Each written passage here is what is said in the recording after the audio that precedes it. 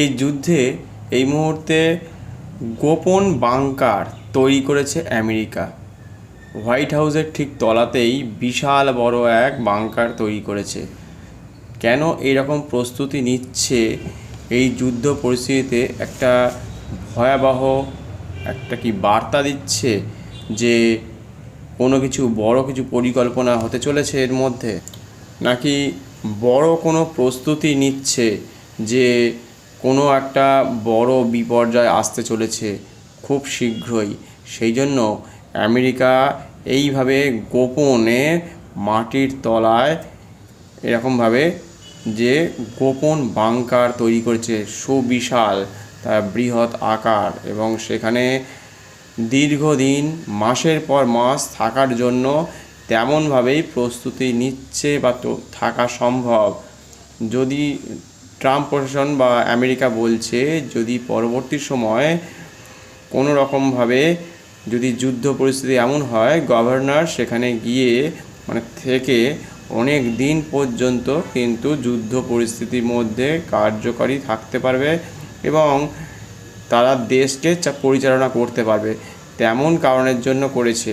নাকি উপরে বাংকার থাকলে যে সুবিধাটা হয়, বড় বড় বহুতল যখন ভেঙে যায় তখন কিন্তু মাটির সাথে সম্পূর্ণ মিশে যায়। সেই জন্যই হয়তো প্রস্তুতি নিচ্ছে, একটা বড় পরিকল্পনা বলতে পারেন, এবং একটা গোপন ইঙ্গিত, হয়তো একটা পরিকল্পনা, এটা বলা যেতে পারে যে ভয়ঙ্কর দিন আসতে চলেছে। হয়তো আমেরিকা হয়তো আগেভাগেই বুঝতে পারছে, সেই কারণের জন্য এই ধরনের প্রস্তুতি এইভাবে তারা নিয়ে ফেলেছে। তাহলে ভয়ানক যে যুদ্ধ পরিস্থিতি এই মুহূর্তে চলছে তার মধ্যেই এমনই কিছু বার্তা। তবে এই বাংকার তৈরির সময় জটিলতা ছিল, সেই জটিলতার কারণের জন্যই এই গোপন যে বাংকার তৈরি হচ্ছিল সেটি জানা যায়। তা ট্রাম্প প্রশাসন বলে যে একমাত্র ওই বাধা দেওয়ার কারণে, আইনত জটিলতার কারণের জন্য তারা যে মামলা করেছিল সেই মামলার কারণের জন্য এই বাংকার তৈরি পরিকল্পনাটা সবার মাধ্যমে জেনে গেছে, মিডিয়াতে চলে এসছে। তবে তাতে তাদের কিছু অসুবিধা হবে না। এইভাবেই তারা তাদেরকে পরিকল্পনাকে বাস্তবায়িত করবে এবং যদি কোনো রকম পরমাণু হামলা বা অন্য সময় কিছু হয় তার প্রভাব টানেলের মধ্যে পড়বে না এবং সেখানে দীর্ঘদিন থাকা যাবে। এমন জলও আছে, খাবারও আছে, দীর্ঘ 3-4 মাস ভালোভাবে থাকা যায়, এমনকি বাইরের বাতাস সম্পূর্ণভাবে নেওয়া যায়। এমন তার মধ্যে যে সকল মানুষ থাকবে তাদের মানসিকভাবে কোনো রকম ক্ষতিগ্রস্ত না হয়, মন ভেঙে না যায়, সেরকমভাবে প্রস্তুতি নেওয়ার জন্য ভেতরে যে বিশাল বড় টানেল তৈরি করা হয়েছে তাতে কোনো রকমভাবেই কোনো মানুষের অসুবিধা হবে না, মানসিকভাবে ভেঙে পড়বে না দিনের পর দিন, মাসের পর মাস থাকলেও। সেইভাবেই সব কিছু সরঞ্জাম, এমনকি যুদ্ধাস্ত্র, যুদ্ধের যে সরঞ্জাম সব কিছু মজুদ আছে ওই টানেলের মধ্যে। বৃহৎ টানেল, তাতে কোনো রকম যুদ্ধের কোনো আঁচ বা কোনো রকম নিউক্লিয়ার বোমা যদি অ্যাটাক হয় তাতে কোনো রকম সমস্যার সৃষ্টি হবে না। সেই জন্য এই রকম ধরনের বিশাল একটা বাংকার তৈরি করা হয়েছে এবং আমেরিকা বলছে বিশেষ করে যে খুব শীঘ্রই যুদ্ধটা শেষ করে ফেলবে, 2 সপ্তাহের মধ্যেই, এমনই একটা বার্তা দিয়েছে। কিন্তু যুদ্ধ যত তাড়াতাড়ি শেষ করবে দুই পক্ষেরই সম্পূর্ণ ভালো, কারণ আমেরিকার যত বড় বড় যে মিসাইলগুলো ছিল সবই প্রায় শেষ করে ফেলেছে প্রায় বলা যায়, কিন্তু তৈরি করতে বেশ সময় সাপেক্ষ। আর এদিকে ইরান কিন্তু খুব বুঝে শুনে ধীর গতিতে একটা একটা করে কিন্তু ওই মিসাইল ছাড়ছে বা ড্রোন ছাড়ছে। তারা কিন্তু সারাদিনে 2, 4, 6টা যে করে করছে, একদম পিক পয়েন্ট যেখানে আঘাত আনার দরকার সেখানে কিন্তু আঘাত আনছে এবং কার্যকরী 90%ই হচ্ছে। সেটা কিন্তু দেখিয়ে দিচ্ছে যে ইরান হয়তো এই মুহূর্তে দুর্বল হতে পারে, কিন্তু তারা যে প্রচেষ্টা চালাচ্ছে, যে খাড়ি দেশগুলো রয়েছে বিশেষ করে সেই সব দেশে, যে গুগল, অ্যামাজন, সেই সব জায়গাতে কিন্তু তারা কিন্তু আঘাত হানছে, মিসাইল দিয়ে পুরো সম্পূর্ণভাবে ধ্বংস করে দিচ্ছে। তার ফলে কিন্তু আমেরিকা অনেকটা পিছিয়ে পড়েছে, অনেকটা ভীতগ্রস্ত আছে। যে এরকম ভয়ানকভাবে তাদের ওপর কিন্তু আঘাত আনছে। আমেরিকাও বলছে যে এবার কিন্তু ইরানের যে খাবার, যে জল পরিশোধন করে যে তারা সমুদ্র থেকে পানীয় খায়, যে জল খায়, সেই জলের ওপর কিন্তু এবার আঘাত আনবে খুব শীঘ্রই। এতদিন ধরে তারা কিছু দেখায়নি, এবার কিন্তু করে দেখাবে। তবে ইরানেরও তাই কথাবার্তা চলছে। আমেরিকার ট্রাম্প বলছে যে তাদের যে বড় শীর্ষ নেতা আছে তাদের সাথে কথাবার্তা চলছে, কিন্তু তেমনভাবে কিছু দেখা যায়নি। কিন্তু বলছে যে এইভাবে তারা যুদ্ধটা থামাতে চায়। ইরানও বলছে যুদ্ধে ইরানের কাছে অনেক সৈন্যবল আছে, কিন্তু সেটা কেউ দেখাচ্ছে না। তাদেরও তো অবস্থা খারাপ হচ্ছে আস্তে আস্তে, কারণ অনেক ধ্বংস হয়েছে, কিন্তু কেউ ছোট হতে চাইছে না যে আমার অস্ত্র সম্ভার বা সৈন্যবল শেষ হয়ে যাচ্ছে বা ক্ষতিগ্রস্ত হচ্ছে, সেটা কখনো কেউ কাউকে বলতে চাইছে না। কিন্তু কেউ পিছিয়েও হাঁটতে চাইছে না এবং দেশের নাগরিক আছে কেউ ছোট হতে চাইছে না।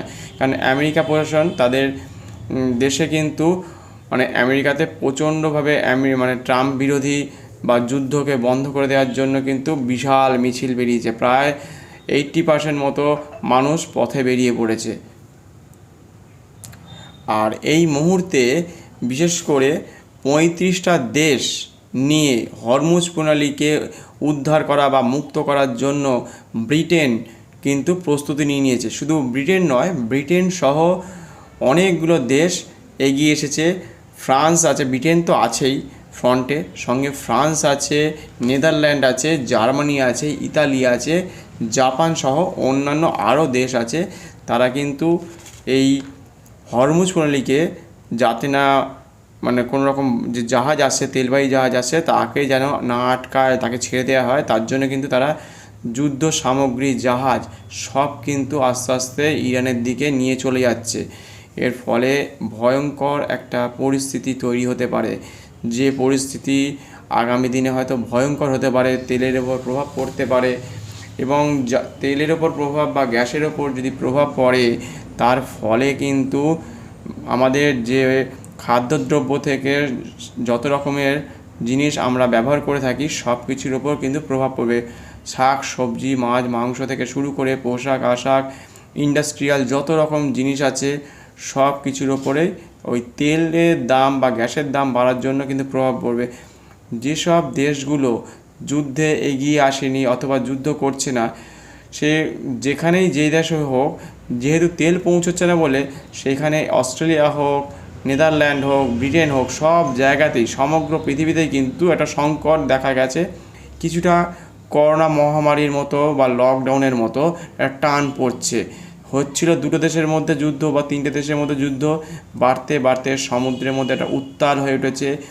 আস্তে আস্তে কিন্তু দেশে প্রায় 27-28টা দেশ, তো এবার এদিকে রয়েছে পাকিস্তান, আফগানিস্তান যুদ্ধ করছে, ওদিকে রয়েছে ইউক্রেন, রাশিয়া যুদ্ধ করছে। এরকমভাবে সব জায়গায় সবাই কেউ না কেউ যুদ্ধ পরিস্থিতির মধ্যে ভয়ানকভাবে কিন্তু লিপ্ত হয়ে আছে বা লিপ্ত হচ্ছে বা যুক্ত হতে বাধ্য হচ্ছে কোনো না কোনো রকমভাবে, নয়তো আগামী দিন ভয়ঙ্কর হবে। সেই জন্য ব্রিটেন যে তাদের গভর্নর, তারা ওই হরমুজ প্রণালীকে যেভাবেই হোক মুক্ত করবেই বলে একদম প্রতিজ্ঞাবদ্ধ, এবং ক্ষতির হাত থেকে সবাইকে মুক্ত করবে এবং সেটা ফিরিয়ে নিয়ে আসবে বলে সেই কারণের জন্য তারা এইভাবে এগিয়ে এসেছে যে এবার আমরা হরমুজ প্রণালীকে কিন্তু মুক্ত করেই ছাড়ব। আর ইরান থেকে বিশেষ করে ইরানীয় জাহাজ, তেল ভর্তি জাহাজ, বিশেষ করে ক্রুড অয়েল, সেটা কিন্তু ভারতকে দিচ্ছে, ভারতকে বিক্রি করছে, এবং ভারত কিন্তু কিনতে আগ্রহী হয়েছে।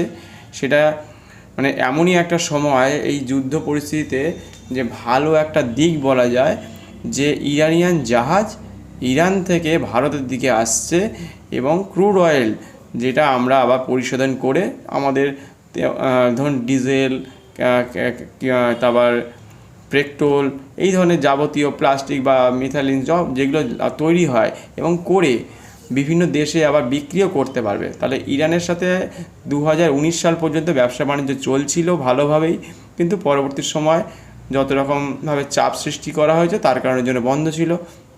কিন্তু এখন ইরান তাদের নিজের জাহাজে করে আসছে।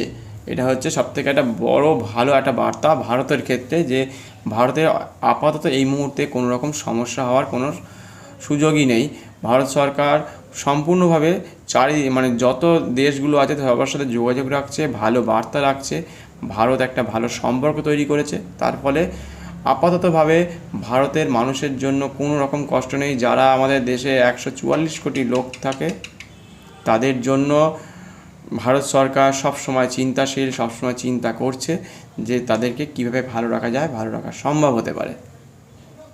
আর এই মুহূর্তে ভারত আবার বন্ধু শ্রীলঙ্কা দেশকে 38,000 3,800 মানে 38,000 মেট্রিক টন তেল শ্রীলঙ্কাকে দিয়েছে। 38,000 মেট্রিক টন মানে শ্রীলঙ্কা বন্ধুকে দিয়েছে। তাদের অসুবিধা হচ্ছে বুঝে। তাহলে ভারতের যে পরিস্থিতি চলছে এই যুদ্ধের মধ্যে আবহে, তারপরেও আমাদের কাছে যে বেশি পরিমাণে তেল আছে বা এক্সট্রা তেল আছে, তা আমাদের বন্ধু দেশে যাতে না কোনো অসুবিধা হয় তার জন্য কিন্তু ভারত সরকার আবার শ্রীলঙ্কাকেও তেল দিয়েছে। আবার এমনও হয়েছে এর আগে বাংলাদেশকেও সাহায্য করেছে। তাহলে আমাদের বাংলাদেশ আমাদেরকে কত রকমভাবে বাজে কথা বলেছে, কত রকমভাবে ভারতকে ছোট করেছে, সেই ভারত আবার পাকিস্তানকে এই শ্রীলঙ্কা বাংলাদেশকেও কিন্তু আবার তেল দিয়েছে। তাহলে এরকমভাবে সাহায্য করছে। আশেপাশে যত প্রতিবেশী দেশ আছে তারা যদি ভালো থাকে তাহলে আপনার দেশ সে যে কোনো জায়গাতেই হতে পারে, ভারত হতে পারে, ইরান হতে পারে, ইসরায়েল হতে পারে, শ্রীলঙ্কা হতে পারে, সব দেশেই, আমেরিকা হতে পারে, সব দেশ ভালো থাকবে। তাই শান্ত থাকা হচ্ছে সবথেকে ভালো, চুপচাপ থাকা ভালো। তাহলে কী হবে, যুদ্ধ পরিস্থিতিতে কোনো রকম সমস্যা সৃষ্টি হয় না, বা পৃথিবী তত বেশি ভালোভাবে আগামী দিনে সুস্থভাবে বাঁচতে পারবে। নেচার সেভ না থাকলে প্রকৃতি না ধ্বংস হয়ে যাবে একদিনকে। সেই জন্য যত পারা যায় খুব সতর্কভাবে ভালোভাবে নিজের দেশকে রক্ষা করা এবং সঙ্গে আশেপাশের দেশ মানুষগুলোকে শান্ত রাখা, তারা যাতে শান্তি শৃঙ্খলা বজায় রেখে যে এগিয়ে চলতে পারে আগামী দিনে। আবার এদিকে চায়না একটি ট্রাক বানিয়েছে, যে ট্রাকে করে এক জায়গা থেকে অন্য জায়গায় মাল পরিবহন করতে পারবে। মানে যত রকমের ভারী কোনো জিনিস নিয়ে তারা কিন্তু এক জায়গা থেকে ড্রোন মালবাহী ট্রাক বানিয়েছে। মানে ভাবা যায় যে এরকমভাবে একটা জায়গা থেকে মানে আরেক জায়গায় পৌঁছে যাবে। সেটি হচ্ছে 350 কেজি। কিন্তু এই যে ট্রাকে করে বিশেষ করে যে পাহাড়ি অঞ্চলে এটা কাজ করবে বেশি ভালো, যেখানে আবহাওয়া খারাপ আছে সেখানেও কাজ করতে পারবে। এমন এমন জায়গায় হয়তো নামতে পারে না কোনো প্লেন, সেখানে কিন্তু এই ড্রোনটা কাজ করবে। তা এরকমই বড় একটা কাজ করে ফেলেছে যে চায়না এক জায়গা থেকে আরেক জায়গায় ড্রোন, এবং আস্তে আস্তে অন্যান্য দেশও এরকম ধরনের ড্রোন বানিয়ে ফেলবে যে ট্রাকের আকার দেখতে, সেটা কিন্তু উড়ে গিয়ে অন্য জায়গায় পরিস্থিতি সামাল দেবে। তা আজকে এই পর্যন্তই আপনাদের সাথে। আবার পরবর্তী সময় নতুন কোনো খবর নিয়ে আসবো। সঙ্গে থাকবেন, পাশে থাকবেন, চ্যানেলটিকে সাবস্ক্রাইব করে রাখবেন। আজকের মতো এখানেই। প্রত্যেকে ভালো থাকবেন, সুস্থ থাকবেন। ধন্যবাদ, নমস্কার।